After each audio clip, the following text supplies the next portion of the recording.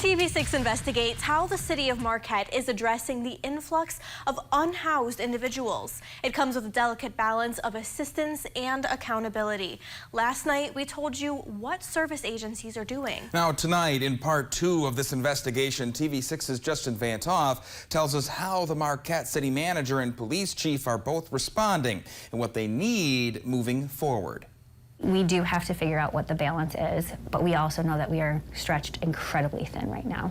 Marquette City Manager Karen Kovac says the city is trying to find a balance between empathy and accountability when it comes to addressing the increase of unhoused individuals in Marquette. Data from Community Action Alger Marquette shows that in 2019, 116 households experienced homelessness.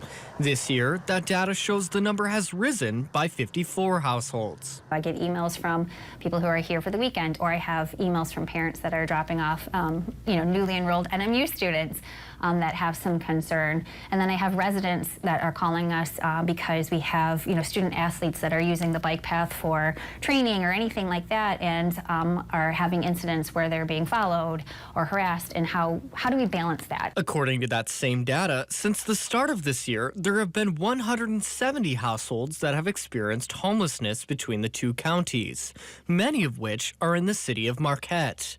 Marquette City Police Chief Ryan Grimm says the amount of people changes how the department patrols to keep both housed and unhoused populations safe. We've been increasing our foot patrol, our bike patrol, and just trying to have officers be in the area and kind of be a strong presence and dealing with things as they come the best that we can. But Grimm says it also means the department is stretched thin. A lot of the homeless individuals are vulnerable, whether it's mental illness or substance abuse, and we have a lot of assaults and some sexual assaults that we deal with that population. And it's our job to try to protect everybody, including them, and it's concerning, and it feels like we've got a lot that we're trying to keep an eye on. But Grimm says while there might be stigma surrounding unhoused people, the portion of the population actually committing crimes is small.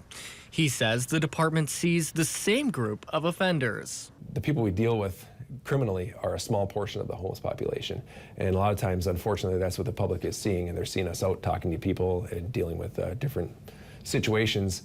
But really, if you look at the amount of people that we have, and I said it before, but the officers oftentimes deal with the same person over and over and over again. But what can be done locally? Grimm says he'd like to see service agencies have social workers available to go out on calls with police. So a lot of times you'll write a citation and then move them along, but then you're going to deal with the same person over and over again, and that's where that co-response would be very helpful. If we could have some kind of mechanism in place where we can call for some help with maybe a social worker or somebody with some mental health training that can assist us. Kovac says the high number of unhoused individuals is not a city-specific problem. They are more visible here because they are here generally for some of these services. So it looks like it's a Marquette problem, but this is a county-wide need or a county-wide issue, and it should be a county-wide collaborative effort. And Kovacs says the state should also be responsible for finding solutions. What do I want to see from the state? I would like to see maybe perhaps a little bit more known guidance or policies that I know these community organizations are receiving, but perhaps maybe more out in the public as well on what efforts are being taken. Kovacs says there's one thing we should all remember when we talk about homelessness. Homeless people are humans as well, and that we want everybody to come back and bounce back quickly and become a member of our community. So I think that we just need to keep that in mind. Both stress the importance of working together to find a long-term solution